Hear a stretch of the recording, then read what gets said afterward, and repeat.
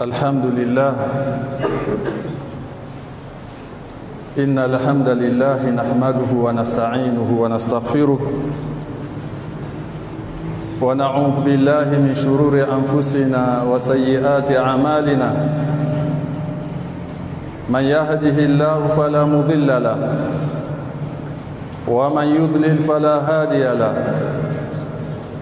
وأشهد أن لا إله إلا الله وحده لا شريك له.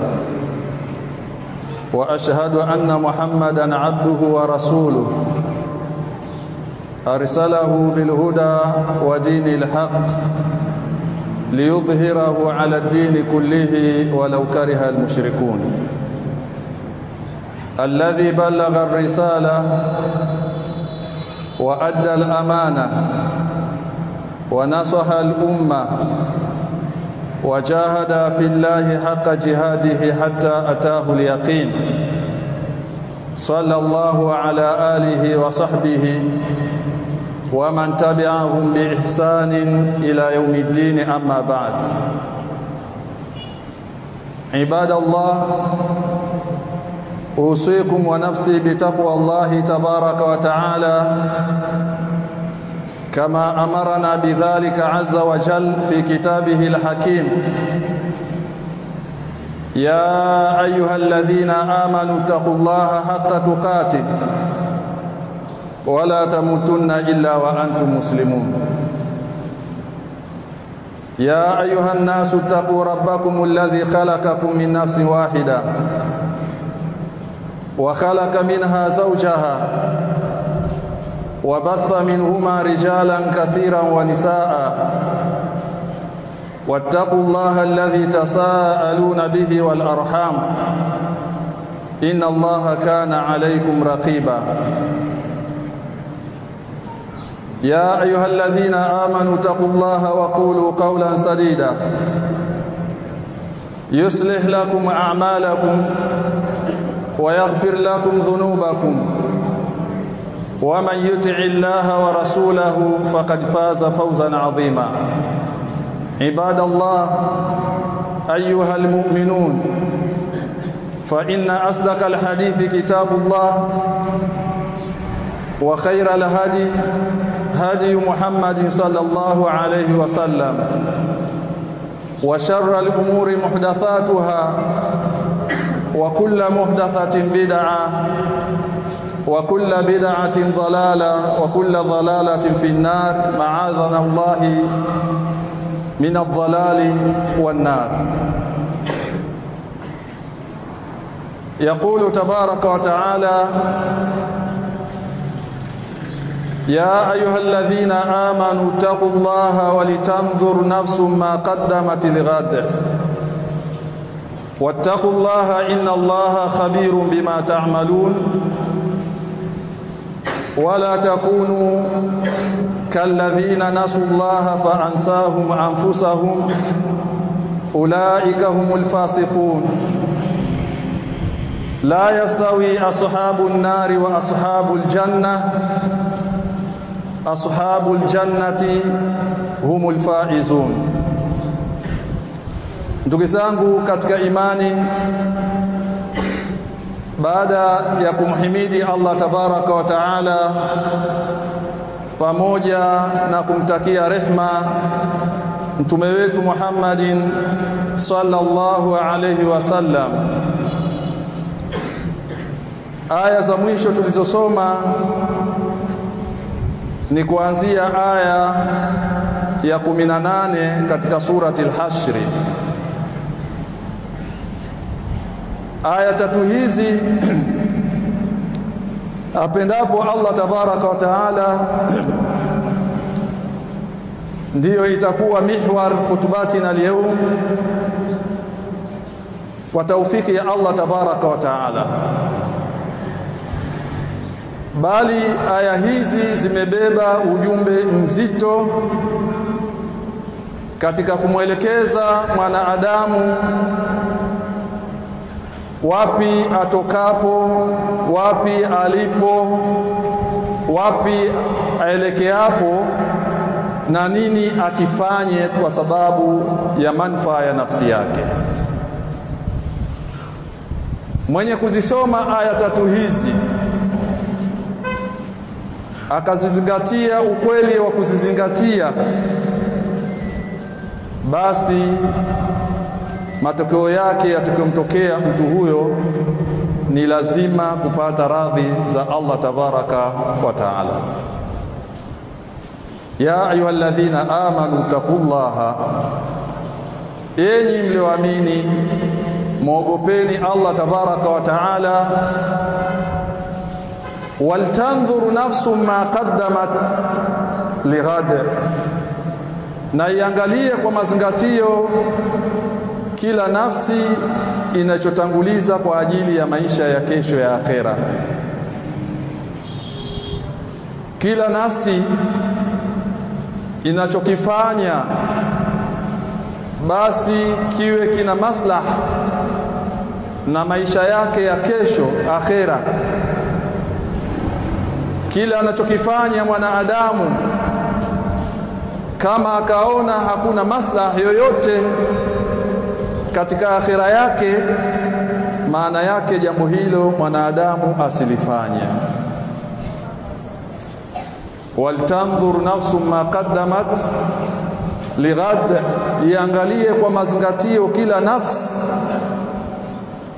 kile inachokifanya kwa ajili ya maisha yake ya kesho baada ya kuondoka katika dunia hii.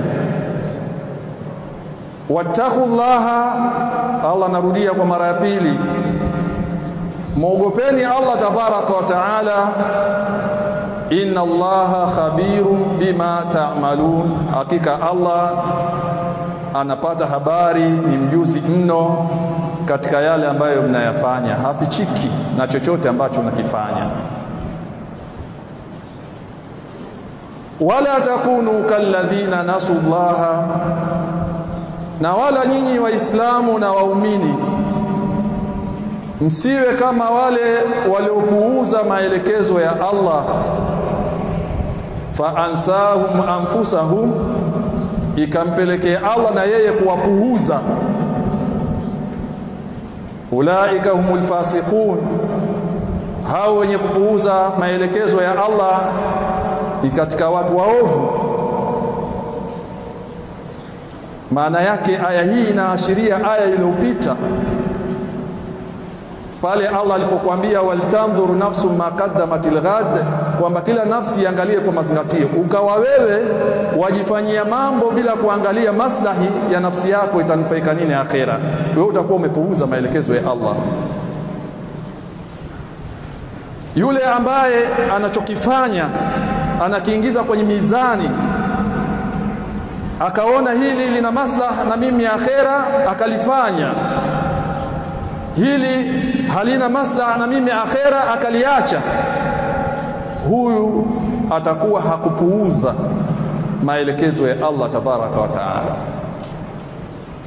Lakini yule ambaye chochote hufanya bila kujali maslaha ya nafsi yake akhera, itanufaika vipi nafsi yake na kile anachokifanya, huyu itakuwa amepuuza maelekezo ya Allah tabaraka wa taala. Wala takunu kalladhina nasullaha, na wala msiwe nyinyi waislamu kama wale ambao upuuza maelekezo na maamrisho ya Allah tabaraka wa taala. Fa ansahum anfusahum, na Allah nao akawapuuzilia mbali. Ulaika humul fasiqun, hao wanaopuuza maelekezo ya Allah mwisho wa yote wanakuwa ni waovu na wanaingizwa sehemu mbaya na Allah tabaraka wa taala. Allah tuifanye. La yastawi ashabu an-nari wa ashabul janna, siku zote hawawezi kuwa sawa watu wa motoni na watu wa peponi, hawawezi kuwa sawa. Kana kwamba Allah bado anatuzungumzia aya ya mwanzo ya 18 iliyopita, waltanzuru nafsum ma qaddamat lighad, kana kwamba anatuambia katika uendeshaji wa harakati za kidunia basi kutatokea makundi mawili. Kundi moja litakuwa duniani siku zote uangalia kile ambacho wanakifanya kwa maslahi ya kiakhira yao, na kundi jingine litatokea litapuuza maelekezo ya Allah na itajifanyia yoyote tu. Hili ni kundi jingine. Wale ambao hawatopuuza maelekezo ya Allah watakuwa katika watu wa peponi. Wale ambao yaakhudhuna kulla ma habba wa dabba, wanafanya chochote, wale ghalibu watakuwa ni watu wa motoni. Allah tuhifadhi na hayo.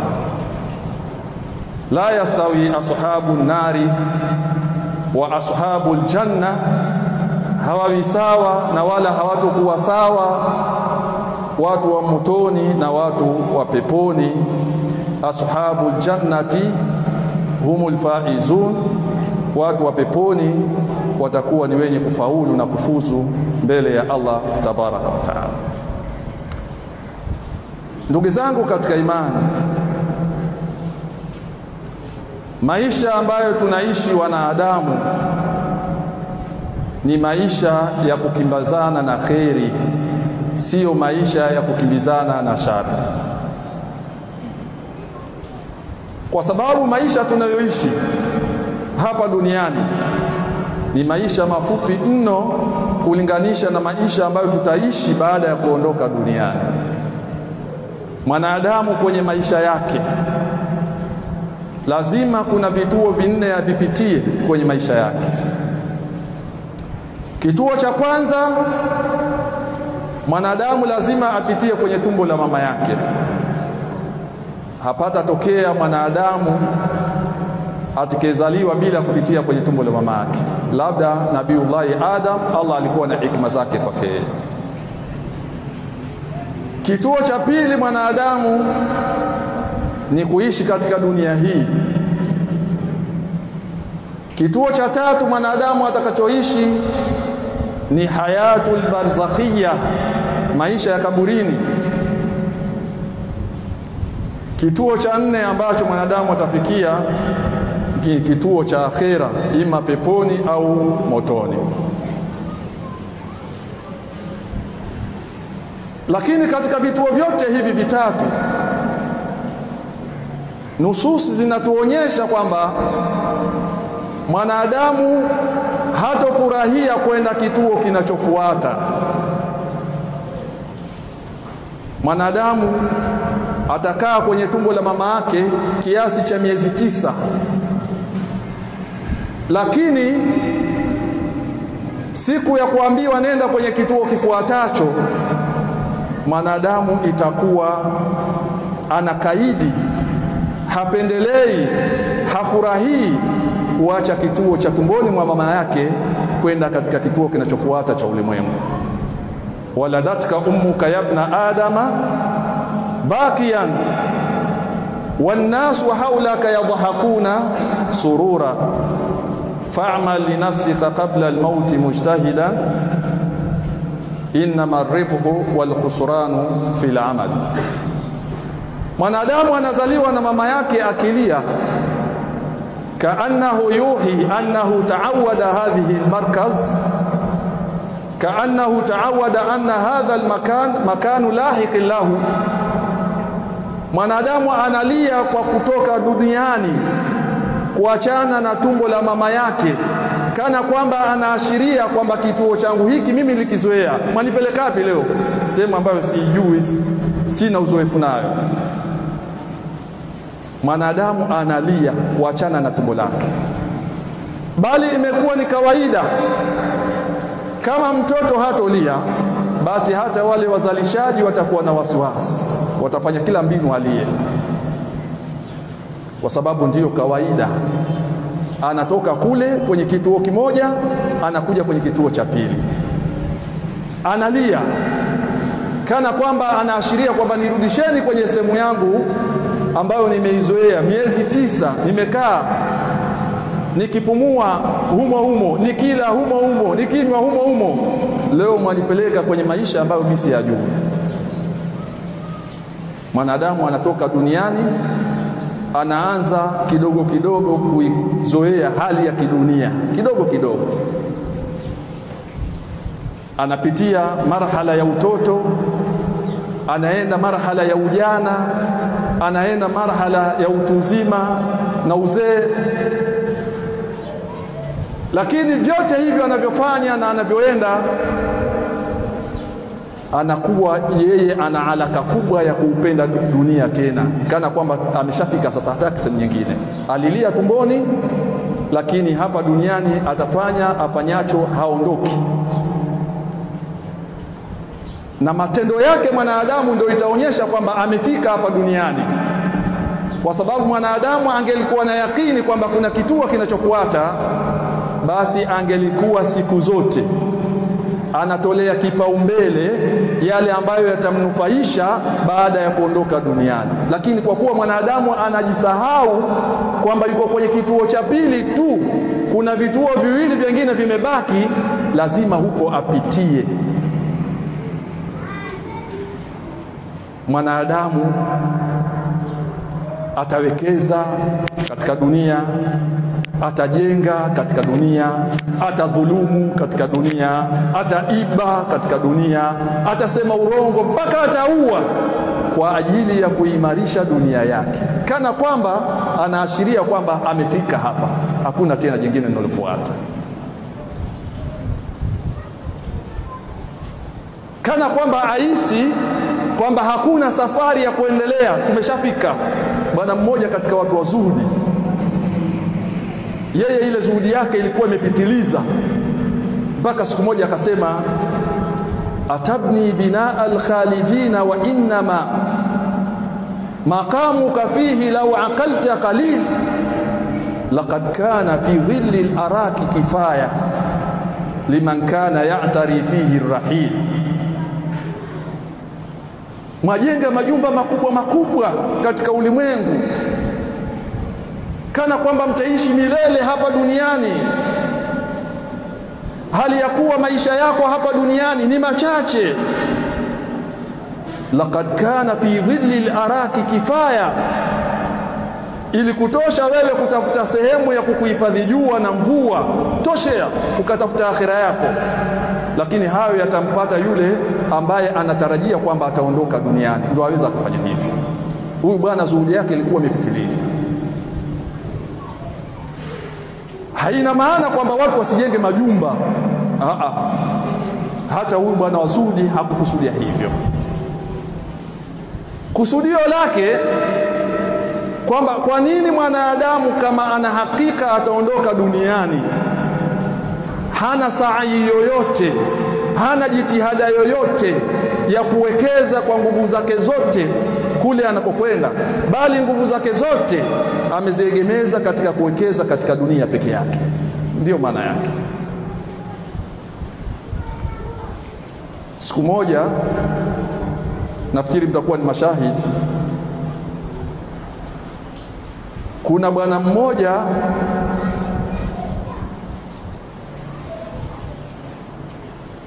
aliondolewa kwenye nafasi yake kwa sababu ya ufisadi.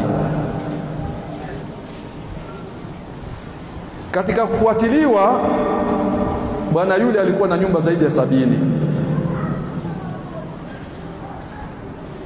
Bwana yule alikuwa na zaidi ya nyumba 70 na bado yuko kazini. Na hizo nyumba 70 ni zile ambazo zajulikana.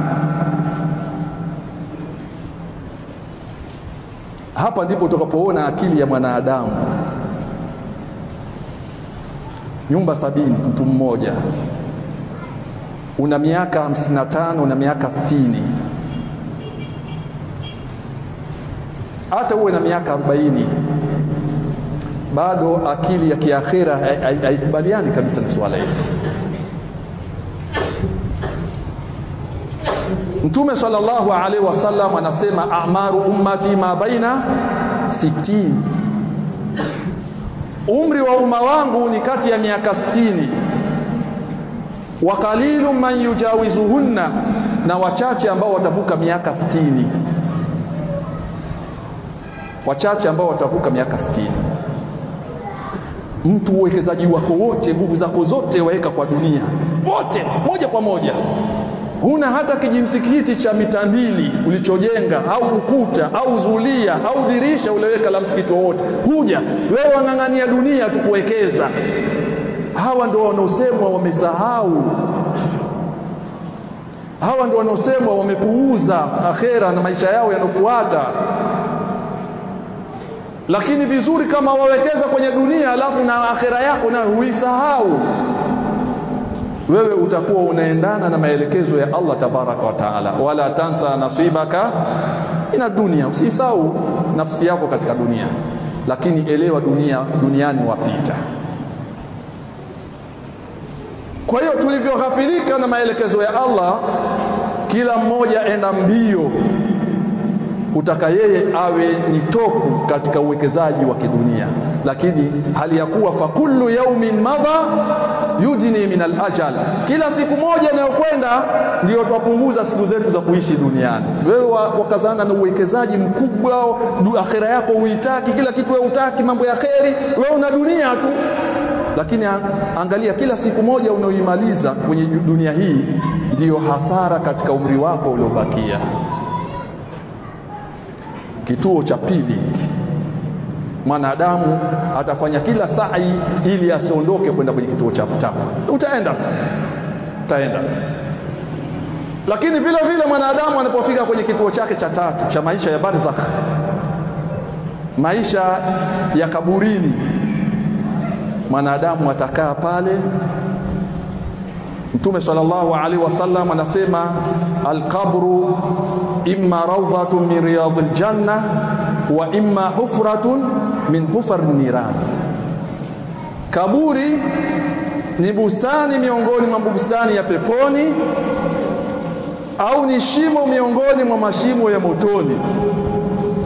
Kwa hiyo kuna watu ambao wataadhibiwa pale kaburini kutokana na matendo yao waliyofanya duniani, na kuna watu ambao wataneemeshwa pale kaburini kutokana na matendo yao waliyofanya duniani. Lakini itafikia wakati watu wanatolewa makaburini pia watalalamika vile vile, kama mwanadamu alivyotoka kwenye tumbo la mama yake kuacha kituo kile kwenda kwenye kituo kingine. Allah tabaraka wa taala anasema katika surati Yasin, wanufikha fi suri fa idhahum min al-ajdathi ila rabbihim yansilun qalu ya waylana man ba'athana min markadina hadha ma wa'ada ar-rahmanu wa sadaqa al-mursalun in kanat illa sayhatan wahidatan fa idhahum jami'un ladaina muhdharun falyawma la tudlamu nafsun shay'a wa la tujzauna illa ma kuntum ta'malun inna ashabal jannati al-yawma fi shughulin fakihun hum wa azwajuhum 'ala al-ara'iki muttaqi'un lahum fiha fakihatun wa lahum ma yad'un salamun qawlan min rabbir rahim. Litakapopulizwa parapanda siku ya kiyama, wanufikha fi suri fa idhahum min al-ajdathi ila rabbihim yasir. Ghafla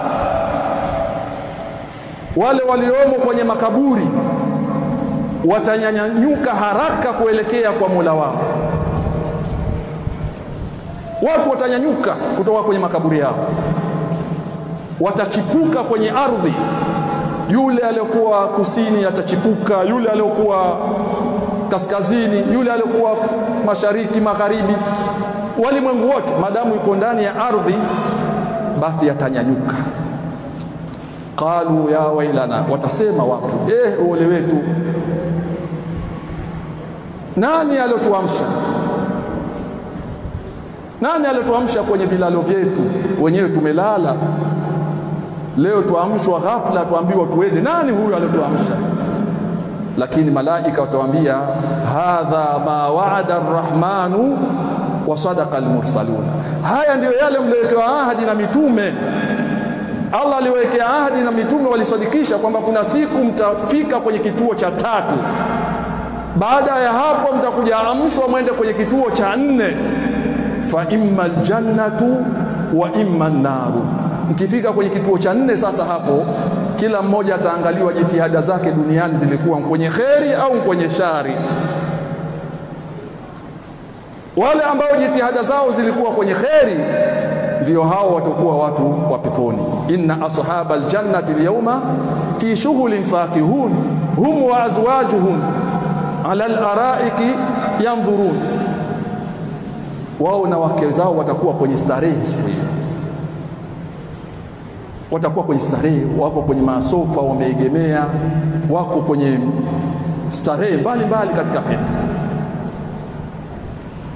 Inna ashabal jannati al-yawma fi shughulin fakihun hum wa azwajuhum ala al-araiki muttaqiun lahum fiha fakihatun wa lahum ma yad'un salamun qawlan min rabbir rahim. Hawa ni watu wa peponi. Itakuwa imetawala amani tu katika mabustani yao na katika pepo zao. Amani yote imeletwa kwa sababu gani? Kwa sababu ya ile jitihada walizokuwa nazo walipokuwa duniani kutekeleza maamrisho ya Allah tabaraka wa taala alipowaambia waltanzur nafsum ma qaddamat lighad, kwamba kila nafsi iangalie inaitangulizia nini nafsi yake kwa ajili ya maisha ya kesho ya akhera. Mtu huyo ikawa siku zote anachokifanya anapendelea kiwe na manufaa katika akhera yake. Kwa hiyo hao ni watu wa peponi. Watu wa motoni nao ni wale ambao walipuuza maelekezo ya Allah.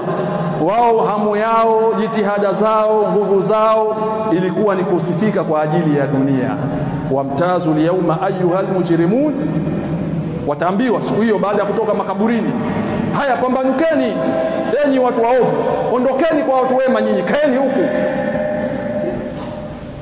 Wamtazu liyawma ayyuhal mujrimun, tokeni huko kwa watu wema, sio upande wenu huku, nyinyi ni huku, kwa sababu moto huko mwende zenu.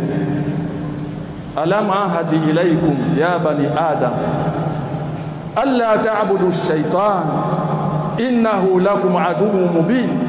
Kwani nyinyi wanadamu sikuwaambia mimi kwamba msimfuate shaitani kule duniani? Innahu lakum aduwwun mubin. Hamkujua kwamba shaitani ni adui yenu aliyokuwa wazi? Hatukuambieni wa an'buduni hadha siratun mustaqim, na nikawaambia achaneni na shetani na abudini mimi Mungu wenu, na hiyo ndiyo njia ya sawa. Sikuambieni? wala qad adalla minkum jibillan kathiran afalam takunu taqil. Shetani leo hii amepoteza watu wengi. Hili kundi lote mnaliona hili ni wafuasi wa shetani na ni kundi la kwenda motoni.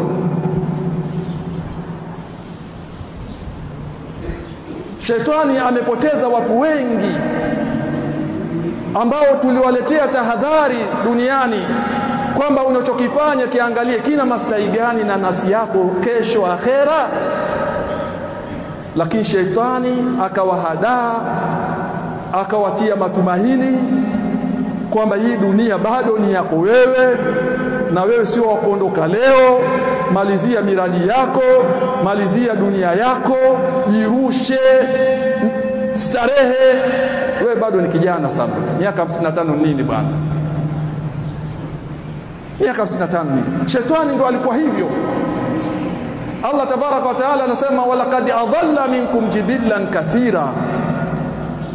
Shetani aliwahadaa na kuwapoteza watu wengi. Yumannihim, aliwatia matumaini. Kila mtu akiangalia na nguvu hivi asema ngojea kwanza, mtatubia mwakani, aendelea na maasi. Kila akiambiwa kuna sadaka hapa itolewa, mbaa mkizeeka ndio utaanza kutoa sadaka kwa wingi, bado na nguvu. Lakini kumbe ni shetani anamuadaa mwanadamu ili akapate wafuasi wengi siku hiyo ya kiyama. Ndugu zangu katika imani, tuna mazingatio makubwa sana kupitia aya hizi tatu katika surati al-Hashri kwa yule ambaye atataka kupata mazingatio. Duniani tunapita na vituo vinaendelea kufuata. Aqulu qawli hadha wa astaghfirullah al-azim li wa lakum fastaghfiruhu innahu huwal ghafurur rahim wa huwal barul karim.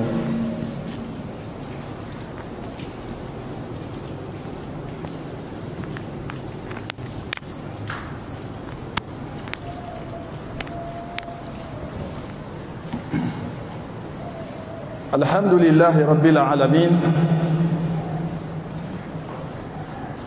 wassalatu wassalamu ala nabiyyil karim Muhammad bin Abdillah wa ala alihi wa sahbihi ajma'in, wa ba'd.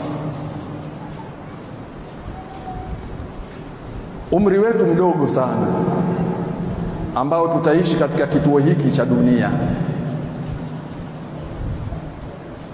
Umri wetu ulikuwa mdogo kuishi kwenye matumbo ya mama zetu. Ni umri ambao ni mahdud, miezi 9, mwaka na nusu anazaliwa mtu. Umri mdogo sana. Kituo hiki cha duniani vile vile umri wetu ni mdogo sana, mdogo sana. Hata upewe dunia nzima utaacha tu, umri utapita. Nabiullah Nuh alayhi salatu wassalam ameishi miaka 950 ya da'wa. Amelingania da'wa hii miaka 950. Usiulize umri wake mwenyewe alikuwa na umri gani. Tujalie Nuhu alipewa miaka 1000 ya umri wake. Tokea Nuhu aingizwa kwenye tumbo la ardhi, leo ni zaidi ya miaka 100,000 tokea kuingizwa kwenye tumbo la ardhi. Oanisha miaka aliyoishi juu ya ardhi na miaka aliyoishi mpaka leo chini ya ardhi, mingi utakuta ni ile ambayo ameishi katika tumbo la ardhi, ndio mingi kuliko aliyoishi juu ya ardhi. Achilia Nuh alayhi salatu wasalam, njoo kwa Isa alayhi salatu wasalam. Isa yeye hajakufa, ameondolewa, Allah amemuinua. Wafuasi wake wamekufa na wamezikwa kwenye ardhi.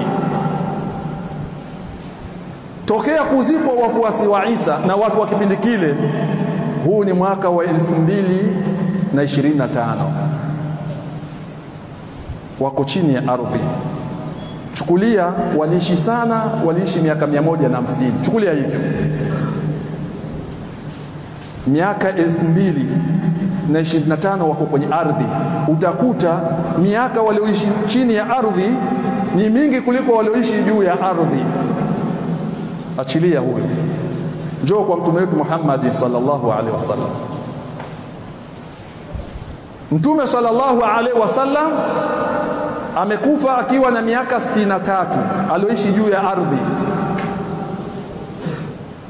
Abu Bakar ni Siddiq amekufa akiwa na miaka 63 alioishi juu ya ardhi. Tokea kusitiriwa kwao ndani ya tumbo la ardhi, huu ni mwaka wa 1400. Mtume wetu yuko kwenye ardhi, masahaba wako kwenye ardhi. Huu ni mwaka wa 1400.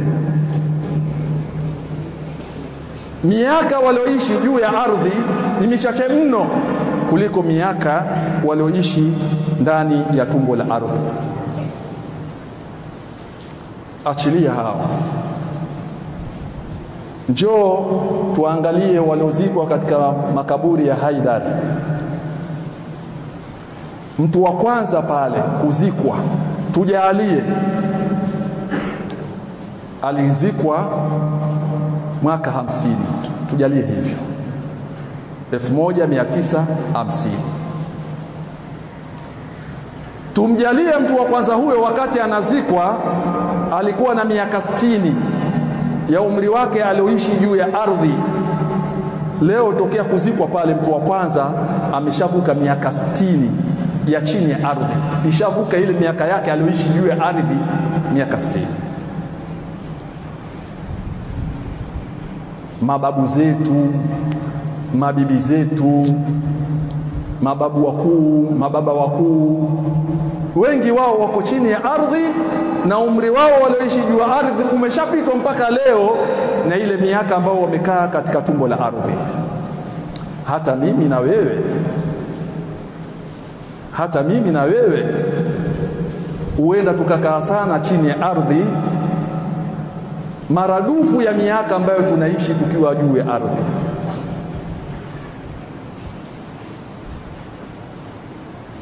Sasa angalia sasa, lakini kwa ufinyu wa kibinadamu, uwekezaji wetu mkubwa twawekeza kwenye ile miaka michache kuishi, na wala hatuwekezi kwenye ile miaka mingi ambayo tutabakia. Na hilo linaonyeshwa na mambo mengi.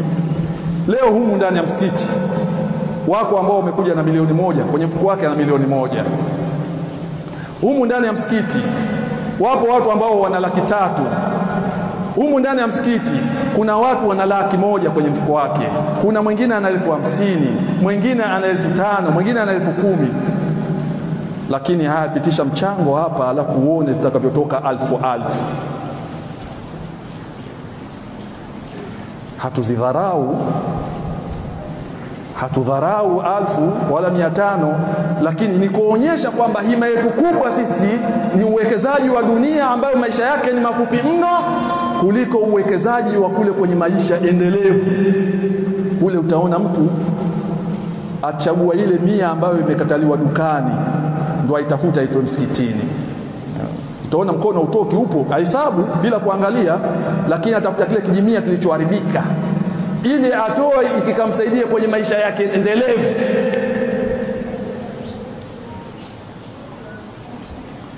An-nafsi tabki ala dunya wa qad alimat anna sa'adata fiha tarku ma fiha la dara lilmar'i ba'da al-maut yaskunuha illa allati kanat qabla al-maut baniha fa in banaha bi khairin taba maskanuhu wa in banaha bi sharrin khaba baniha amwaluna lidhil mirathi najma'uha wa duruna li kharabi dahri nabniha. Twaipenda sana dunia, hali ya kuwa furaha yetu endelevu ni kuachana na dunia. La dara lilmar'i ba'da al-maut yaskunuha, hakutakuwa na nyumba mtu atakoishi baada ya kufa, illa allati kanat qabla al-maut baniha, isipokuwa ni ile nyumba aliyojenga mwenyewe kabla ya kufa. Kila mmoja kwenye maisha yetu ya kidunia anajenga nyumba yake ya akhera. Ukiijenga kwa matendo mema, nyumba yako itakuwa nzuri, utaifurahia. Ukijenga kwa matendo machafu, nyumba yako itakuwa mbaya, utaichukia, na huna nyumba nyingine, ni ile uliyojenga mwenyewe. Amwaluna lidhil mirathi najma'uha, pesa zetu tunazokusanya, mali zetu tunazokusanya ni kwa ajili ya warithi tu. Utozifaidi, utofaidi hata ukae miaka 20 utaacha. Waduruna li kharabi dahri nabniha, na majumba haya tunayojenga twajenga yatakuja vunjika tu, hata ufanye nini utavunjika. Leo ukitembelea sehemu za pwani humu utakwenda kuona majumba ya kale yalikuwa ni madhubuti kwa kipindi chao, leo yako hapo. Kwa hiyo ndugu zangu, tusisahau dunia yetu, lakini uwekezaji wetu mkubwa na jitihadi zetu kubwa na nguvu zetu kubwa tuziwekeze kwa maisha endelevu ambayo hayana ukomo, maisha ya akhira. Ukifanya hivyo, wewe utakuwa ni katika waliofaulu na kupata radhi za Allah tabaraka wa taala, na kupata nafasi ya kustarehe katika yale ambayo Allah tabaraka wa taala ametuandalia. Tumuombe Allah tabaraka wa taala atufanyie wepesi wa kuipenda khairi, na vile vile atupe rahba ya kuichukia shar. Inna Allaha wa malaikatahu yusalluna ala nabi ya ayyuhalladhina amanu sallu alayhi wa sallim taslima. Allahumma salli ala Muhammadin wa ala ali Muhammad kama sallaita ala Ibrahim wa ala ali Ibrahim fil alamin innaka Hamidum Majid.